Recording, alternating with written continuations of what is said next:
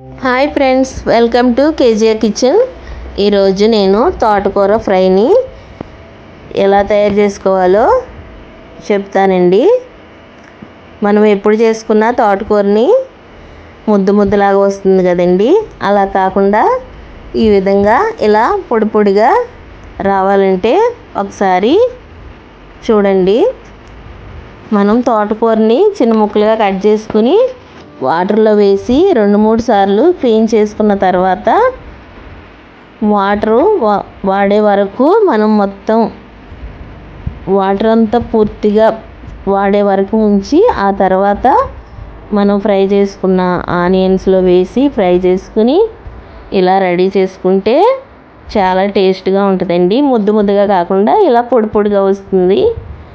Side డిష్గా చాలా టేస్ట్గా ఉంటుందండి. ఒకసారి ఈ విధంగా ట్రై చేసి చూడండి. నా ఛానల్ సబ్స్క్రైబ్ చేయండి, లైక్ చేయండి, షేర్ చేయండి. Thank you friends.